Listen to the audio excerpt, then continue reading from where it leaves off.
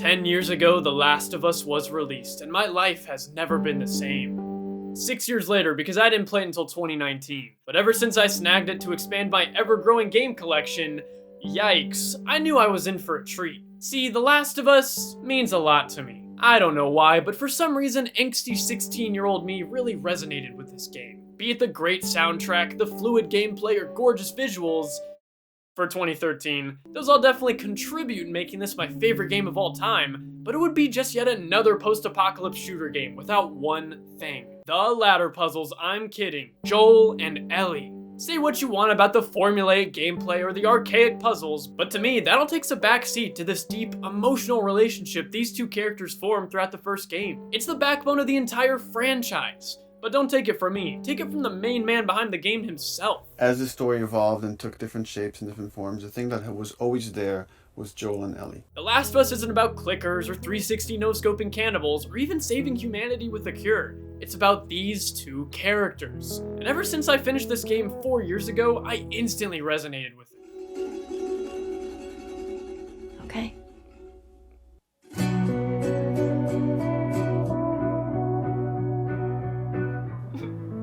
No, I'm not crying, you're crying. Wait, no, I am crying. So when I heard they were making a part 2, you best believe I was super excited. Even more of Joel and Ellie, back in action, fighting infected, playing guitar. What could go wrong? Everything. In 2016, the first teaser for The Last of Us Part 2 dropped, and it's honestly one of my favorite reveal trailers of all time. It might be hard to imagine it now, but back then, The Last of Us was on a golden pedestal when it came to reception. Everyone was excited for Part 2.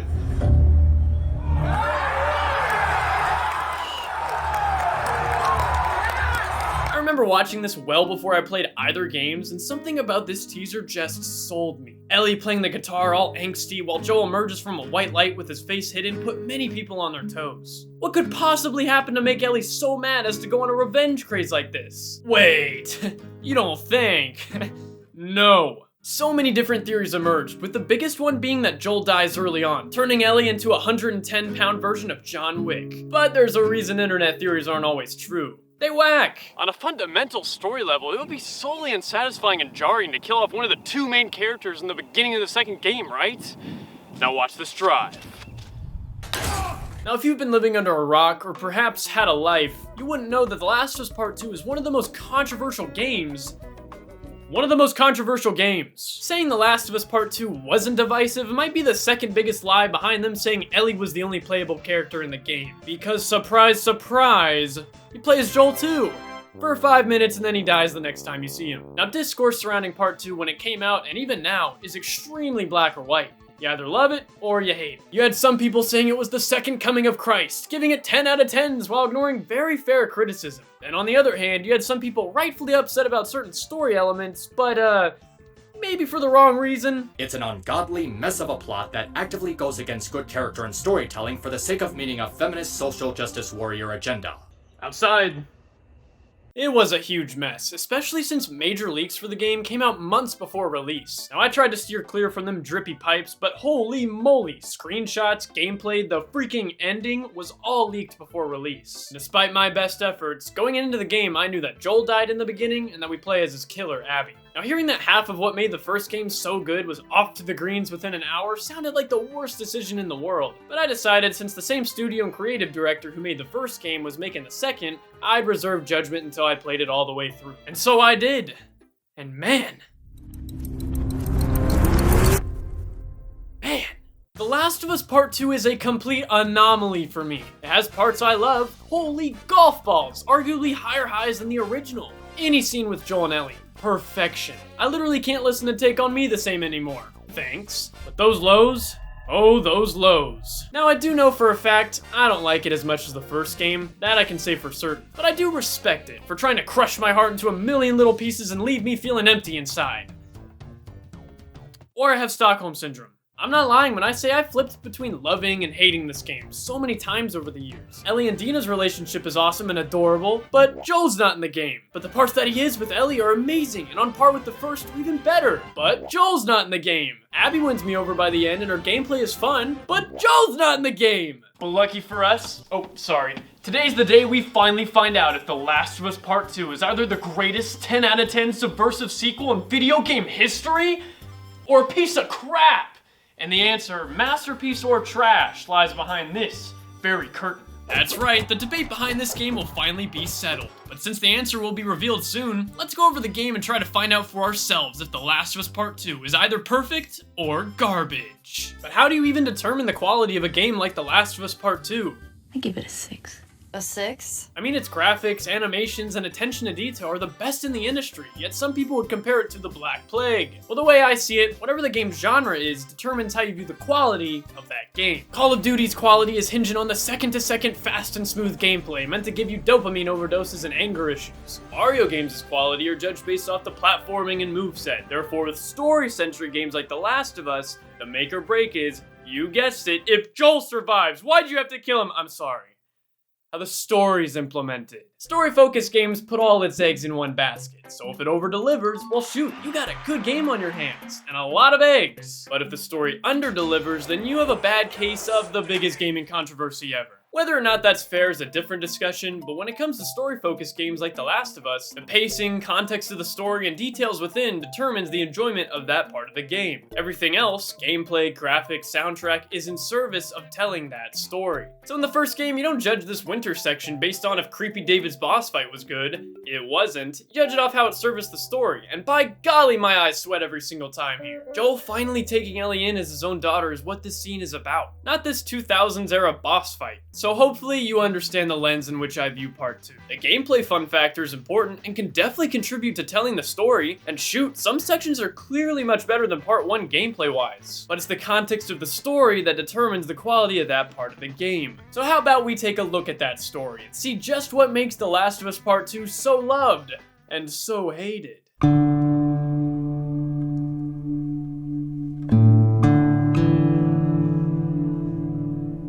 Now this is a somewhat lukewarm take, but I actually think Part 2 starts off incredibly strong.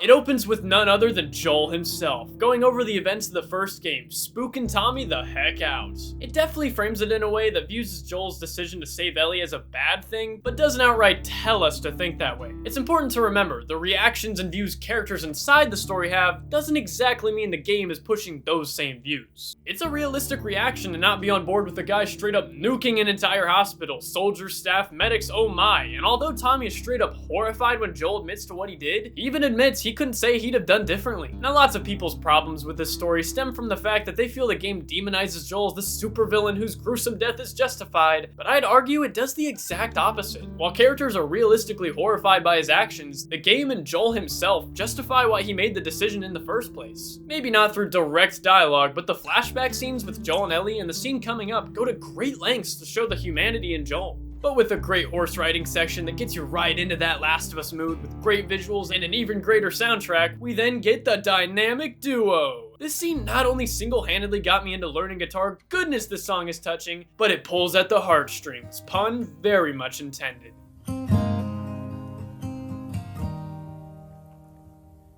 If I ever were to lose you, I'd surely lose myself.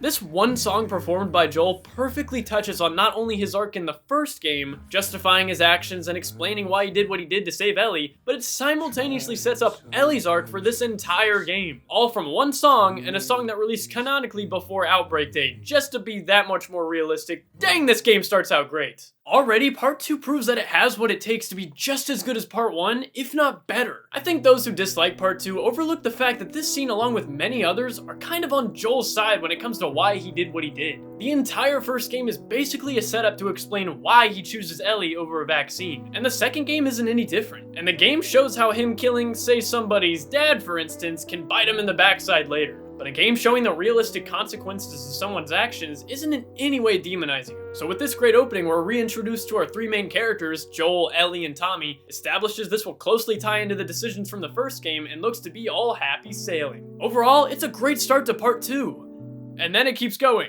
Flash forward to present day Ellie and she's all grown up. We meet Jesse, he's really cool, but he talks about some drama last night we don't see until the very end of the game, which, I don't know, recontextualizes the entire relationship Joel has with Ellie. That's great writing.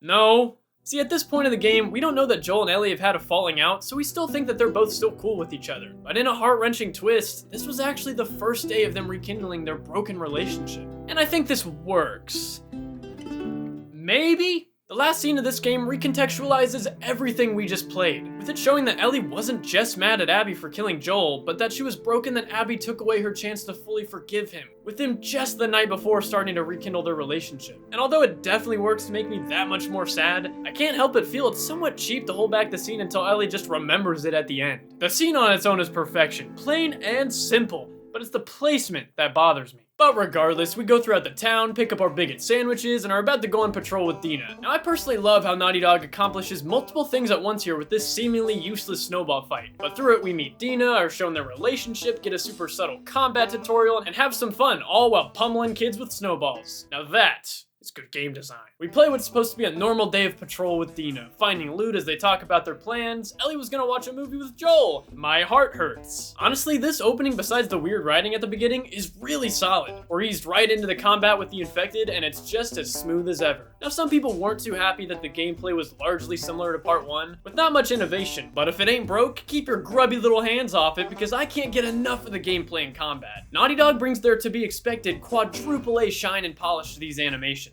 These rope physics are bonkers. The programmers put their talent on full display here, and all it took was slave labor. Yikes. Inhumane working conditions aside, everything is the cleanest a game can be. The combat is buttery smooth. You can now go prone, dodge away from enemies, which can be exploited indefinitely, but all the great gameplay is really just frosting to the character drama cake that is The Last of Us. When you have interesting characters talking to each other with great sights and engaging combat, I'll walk around, loot, pick up bongs all the live long day. But it's when those character interactions get stale or with some parts non-existent that the gameplay can start to feel demotivating and repetitive. But the greatest thing so far with part 2 is the weapon upgrade system. Oh baby, look how clean these animations are. Throughout the game, you upgrade your weapons, and goodness and gravy, it's nice to look at. But yeah, so far so good. I completely buy Ellie and Dina's relationship, am excited to see Joel, and I'm just hyped for the rest of the game. Wait. Y'all hear that? What the?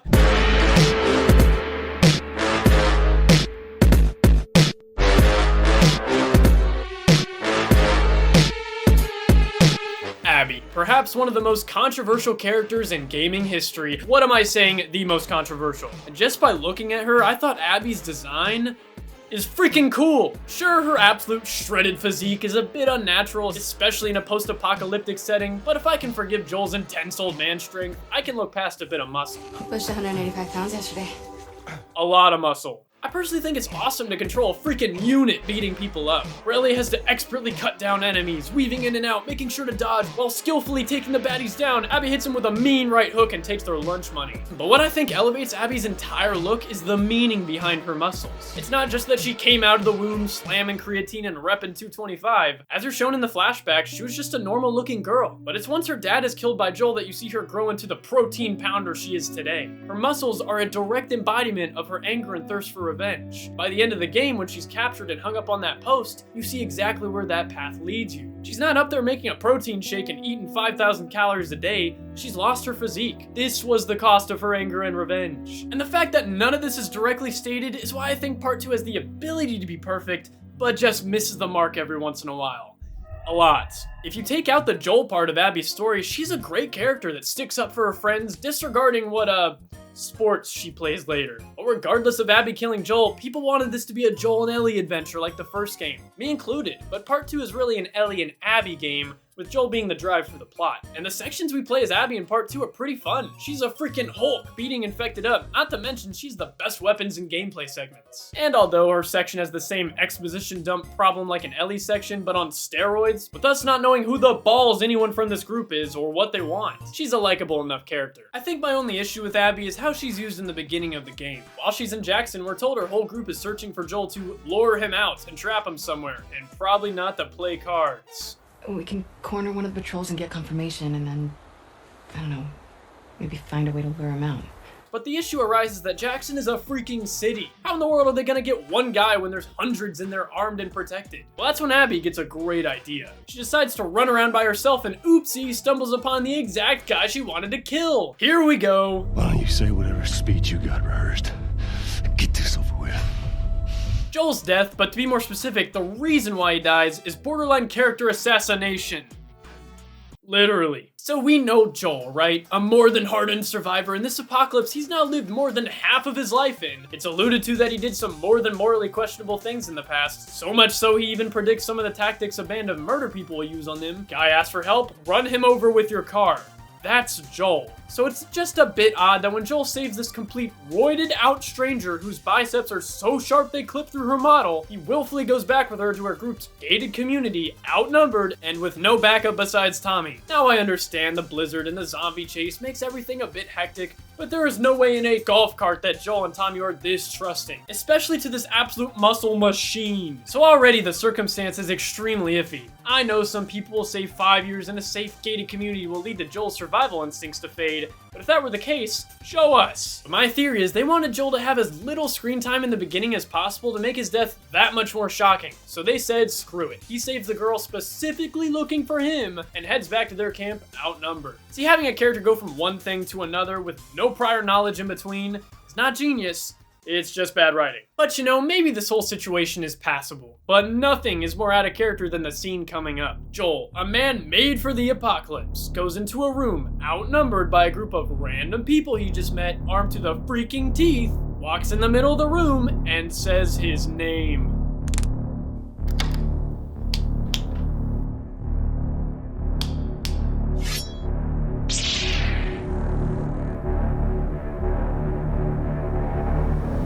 Hey, I'm Joel. And just like that, gaming's dad gets murked in one of the most dissatisfying ways possible. But, nuance alert. That is the point. They wanted Joel to go out in the worst way possible, to propel the player into wanting revenge, so the fact that he dies unceremoniously shouldn't be the point of contention here as it seems to be for most people. It's the events leading up to his demise through poor writing, stilted dialogue, and out-of-character actions that are what makes this moment not as hard-hitting as it should be. The problem isn't that Joel died. In fact, most people, including me, expected him to. In this world, every action has a consequence, and Joel being bonked for what he did to save Ellie, cough, murder 1,000 people, is probably the most logical consequence. But what I think is my biggest problem with the decision to kill Joel in the first 2 hours of the game is that it just feels like a massive waste of potential. I'm a firm believer that the first game was elevated to masterpiece status solely because of Joel and Ellie's relationship. Shoot, the story itself from The Last of Us is a story we've seen time and time again, but it was the way it was told with such love and care that made it what it was. So killing half of what made the first game so great means you need to win me over throughout the rest of the story, and sadly, it does the exact opposite.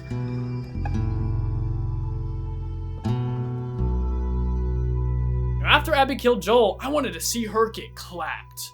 But I think they took that a bit too literally. I will say that the game does a great job of slowing down and letting us come to terms that yeah, Joel didn't secretly crawl underneath a dumpster before he died. He's gone for good. Ellie goes through Joel's house and reminisces, looking over fond memories. Who's cutting onions?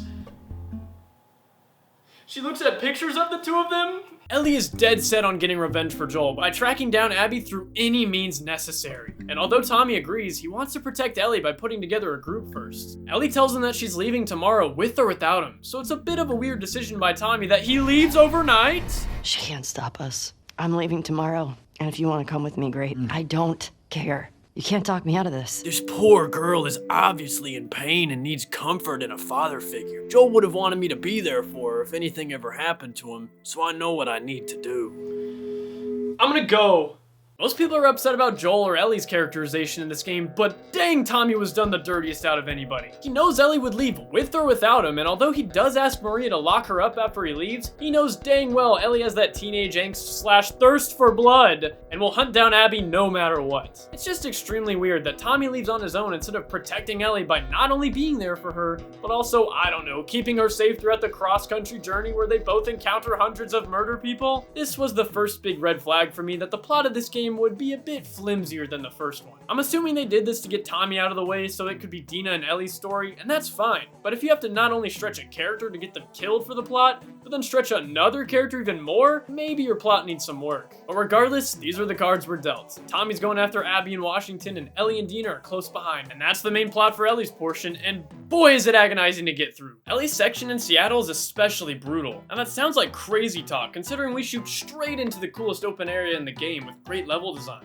But since the context of the story determines the quality of that part of the game, I'm, sad. Joel just got a hole-in-one, and although you get 30 minutes or so to process it, mourn Joel, and get them angry eyes on for Abby, it's still a loss that follows you throughout all of Ellie's part of the game. So no matter how fun the gameplay or endearing Dina and Ellie's dialogue is, every single good element of this game is overshadowed by Joel being gone and going through the freaking grief cycle with Ellie. That's why I think they truly shot themselves in the foot by killing Joel so early on. They execute it so well that it makes it genuinely difficult to play through the game. Ellie doesn't joke around as much. Parts of her personality shine through, but only occasionally, and it's usually when she's pissed. And although Dina is a good enough character, she's certainly no Joel. But that being said, there are some gems throughout Ellie's section. The semi-open world level is really cool, with there even being some optional areas you can completely miss. You know, optional areas that contain one of the best scenes in the entire game.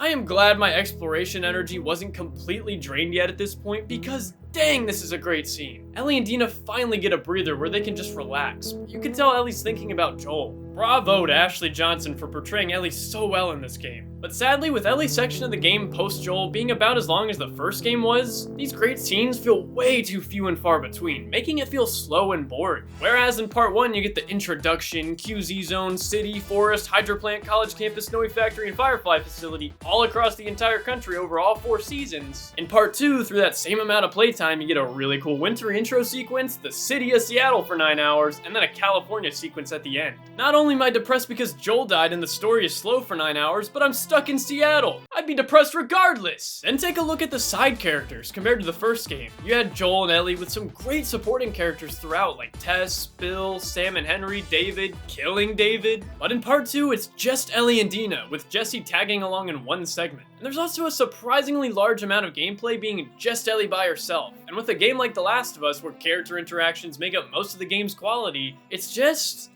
hard to get through. I understand, they probably want the player to feel just as alone as Ellie is, so congrats game, I'm now sad, alone, and depressed. 10 out of 10. With side characters and people to bounce words off of being so limited through telling this kind of story, it is shocking how little Tommy is given to do here, considering he is on the same mission Ellie is. If they were together just once, they could have built a larger bond, and Tommy could even share some stories about Joel. And with this entire game attempting to fill the void of Joel's absence with flashbacks and dialogue about him, it is baffling why they never had Ellie have gameplay with Tommy. You know, the only other guy who knew Joel as well as she did? Regardless, there's just not much that goes on within Ellie's section of the game. It's the same-ish levels, with the same-ish people as she hunts down Abby's friends one by one, over 12 hours or so. And although there are moments that shine just as bright as the first game, I'm looking at you guitar segments and flashbacks. Naughty Dog set out to make a miserable experience for Ellie, and they did such a good job that, congrats, it's miserable to play. Ellie's main arc throughout the game is progressing down the revenge spiral, doing more and more terrible things to avenge Joel, and the game won't let you hear the last of it. She kills one of Abby's friends, kills another one of Abby's friends, leaves Jesse to get Tommy by himself to go murder another one of Abby's friends. The main point of this game is that it wants to use that fiery fuel you have for revenge and turn it on its head, having you realize just what it takes to get revenge in this world. Did you know that killing people is kinda cringe? And to accentuate that point, they attempt to make everybody human in this game. We thought Ellie was good, but she actually do bad things. We thought Abby was bad, but then why she pet dog? So when you kill an NPC without a second thought, the game wants you to go, whoa, that dude I just won in the chamber drag scope might have had a daughter that will hunt me down like Abby did Joel. Anyways, one of the many mechanics meant to make you feel bad for participating in the immensely satisfying gameplay loop is the NPC character screaming out the names of the people you just John Wicked. At first it did trigger that, wow, I just killed somebody, that was horrible feeling. But after a while, I just found it funny how many times the same voice actor was used and how it was delivered the exact same way. Brooke! Rob? Derek!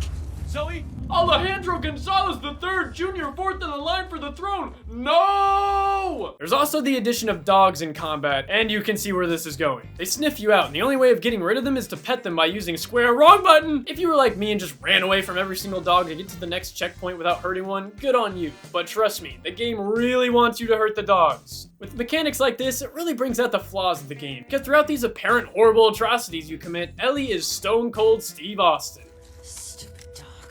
That is, except for in cutscenes. And that's when a problem arises. A disconnect between gameplay and story so large that nerds had to make a whole dang word for it.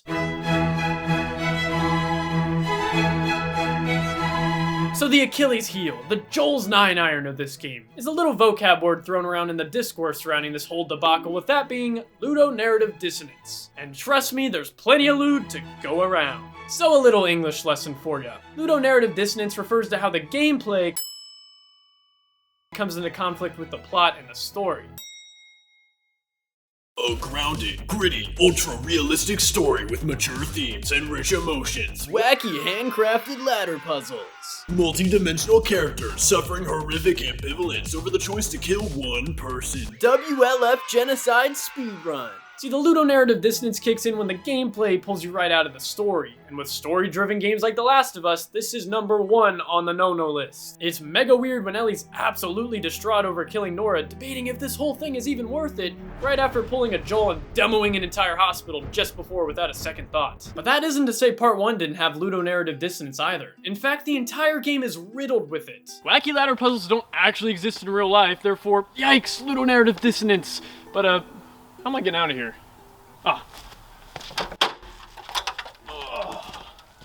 Now when it comes to Part 1's ladder puzzles, I don't really care if it isn't true to real life. It's a game which requires proper pacing and needs to keep you engaged. And where in most games these are just puzzles that serve nothing more than filler to break up the action, The Last of Us' credit, it actually uses these to its fullest potential. Take near the end of the first game where you're supposed to boost Ellie up a ledge like you've done so many times before. While Joel's waiting on Ellie, instead of the same animation occurring like the rest of the game, Ellie isn't there, and it leads to like, oh I don't know, the emotional payoff of the entire game. The reason why there wasn't much, if any, Ludo-narrative dissonance in the first game is because the gameplay is subconsciously separated from the cutscenes. Where The Last of Us 1 took creative liberties and had you as one dude with old man strength absolutely kamikaze your way through a hospital to save Ellie, it didn't delve deep into, hey, how did one guy kill 450 people over the course of the game? That's not practical. Well, boom, it's a survival game that needs interesting gameplay, so I can suspend my disbelief there. Not completely disregarding the gameplay, but just going along with the idea that, sure, this is possible. But where Part 1 sweeps it under the rug and says it's our little secret, Part 2 takes the rug and says sniff it. So instead of subconsciously suspending your disbelief like in the first game, Part 2 outright forces you to connect the gameplay and narrative together, which has you seeing the huge contrast between the two. See, when you put any sort of thought towards the actual events of the game, reality kindly knocks on your door and asks you to add up how a $110 skinny girl can absolutely mow down hundreds of people and go toe-to-toe with Mrs. Beefcake. And when Ellie is entirely unaffected by the gameplay the developers specifically attempted to utilize, it sadly compromises the entire message the game sacrificed so much for. Ellie saves Abby for a good old-fashioned boss fight, and right when she's about to finish the job, she thinks of Joel and lets her go. And although we get why that's the right thing to do through everything we've been shown, I don't know why Ellie gets why. Is she swearing off killing for good now? If so, I think it's a bit too late, because if they're trying to say every Joel you kill has an Ellie that will hunt you down, Ellie has quite the welcome party of people waiting for her at home. Overall, although I understand the ending and I'm glad that Abby and Liv make it out alive, it doesn't really land the way I think it should have. And that's all thanks to Joel's poorly handled death and a bad case of Ludo-narrative dissonance. Was that a lot? There's more. All this being said, there's still one more crucial piece to this criticism pie. The biggest flaw that not only hurts the gameplay, but straight up cripples the pacing of the story.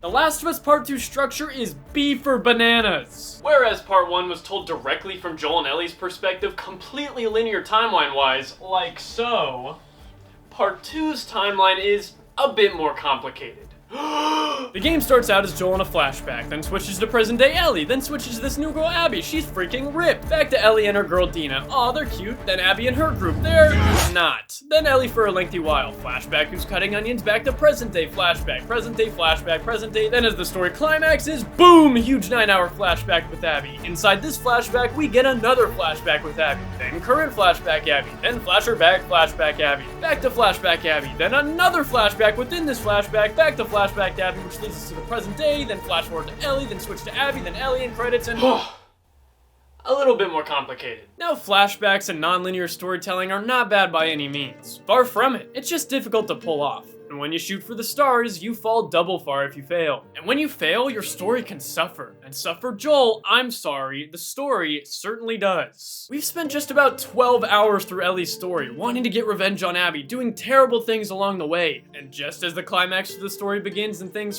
finally get interesting, we start all over again, but as Abby. If a normal story is like climbing a mountain, Abby's section veers you right off the side of the cliff, seconds away from the top, and forces you to reclimb the entire way back up, but with muscles. It's not even that Ellie's plot threads naturally progress into Abby's section to build a natural climax at the end of the game either. Sure, as Abby you learn through even more flashbacks that your dad was a cool guy, come on, he saved a zebra, and you get her motivation for bonking Joel, but in the present, you really have zero plot or arc throughout 3/4 of the entire run. You just mindlessly do tasks, go on patrol, pet a dog, meet this Isaac guy, bang your wifed up ex-boyfriend, save a kid and his sister from an evil cult that guts people alive. The Seattle usual. It's not until Abby just stumbles upon all her dead friends 7 hours in does she actually have beef with Ellie, and she sorts it out just about as fast as this macronutrition mammoth would. It's hard to describe just how demotivating and disorienting this part of the game is. You're right at that point the entire game's built up to, and then you switch perspectives and start at the very beginning of the story. Anyway, let's find out what's behind the curtain, shall we?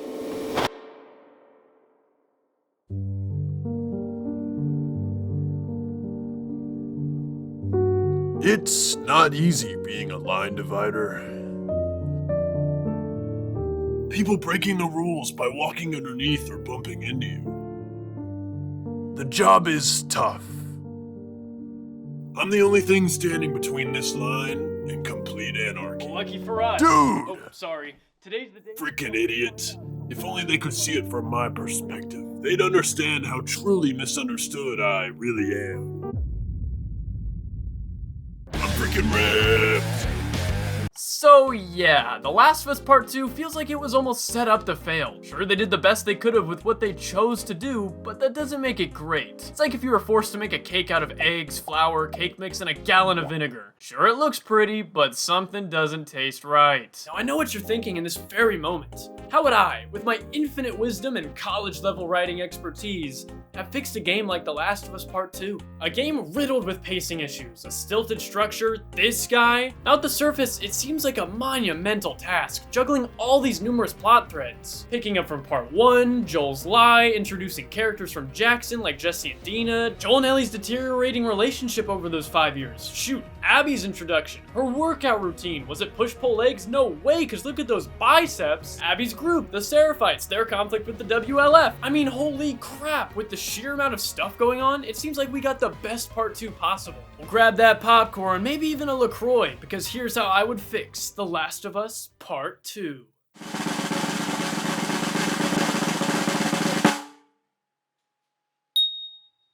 Now this might be bold with a capital B, but there is an entire game missing in this franchise. Now this wasn't some divine thought I brewed up over the past few years of analyzing this game. This is the first thing that passed my mind when the credits roll. Even with 24 hours of playtime, the second the game starts, we're playing catch up. Older Ellie, new characters, new setting, unexplained drama. Joel's death isn't the biggest issue in this game. This was. And that's not because time skips are bad, it's because there's an entire game's worth of vital, crucial information and character changes within these 4 years. The same way playing Part 2 wouldn't hit as hard without playing Part 1, Part 2 doesn't hit as hard because we barely touch on the time between these games. The game simply had too much to brush aside to get to what it wanted to address. And adding a second game in between these two would not only have given us more Joel and Ellie, which most people wanted, it would have let this dang story breathe. Imagine if the main conflict and plot of the game was Joel and Ellie's relationship relationship slowly deteriorating like shown through the 3 Ellie flashbacks. We get to meet Dina, Jesse, this girl Kat we only hear about, and maybe others as well as we flesh Jackson out much more and let our characters just live for a bit. Now that may sound like a boring living simulator with no conflict, but what if we establish Abby and her group in this game instead of just appearing and killing Joel out of nowhere? Maybe Abby and her group go undercover in Jackson to scope the place out and see when to get Joel, but while they're there, Ellie and Abby bond and become friends. Not only would this flesh everybody out and make it so it's not so jarring meeting all these characters then immediately killing Joel, but it would add some much needed drama and conflict between Ellie and Abby, with them actually having history. Not even mentioning, it would make Abby much more sympathetic with her being even more conflicted to kill Joel. I could see Abby's introduction being the drive for the plot, as maybe she brings news of a crazy faction out there that wants to take Jackson out. And while the community gears up for a huge fight and everyone's focus is on this new threat, boom, plot twist, it was all just a ploy to get Joel. And the ending twist is Abby killing Joel, with the third game being similar to part 2, but minus all the breakneck exposition. Now when the third game begins, we know all these characters, know everybody's motivations, and it hits much harder when everyone freaking dies. Because the way part 2 is, we get all of like 30 minutes with Jesse, he dies, some background with Abby's group, but not nearly enough until boom, they all die. In part 2, you get a glimpse of Jesse, Dina, and Ellie's dynamic, but imagine if that played out over an entire game. You grow up even more with these characters, then it would hit so much harder when Jesse dies. I just think a second game bridging these two games would benefit the story much more than any sort of restructure of part 2. Instead of waiting 7 years for a brand new Joel and Ellie adventure only for Joel to be playing golf in the very beginning of the game, the second game gives us that relationship with all its ups and downs, and it doesn't feel nearly as much wasted potential in the third when we already got that bridge between games. It would still be just as a dreadful experience as part 2, but with some much needed context and a further lived in world with characters we actually know and care about, it wouldn't feel nearly as jarring as part 2 feels. But hey, that's just my objective opinion.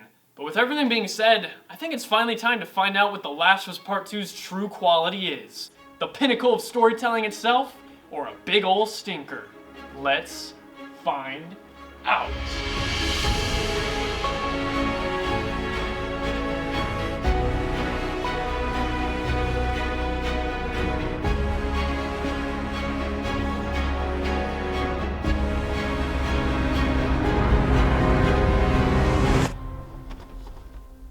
What the?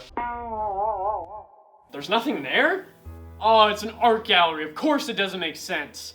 Man, why couldn't they have just told us part 2's true quality? Amazing or worthless, good or bad, black or white, not gray.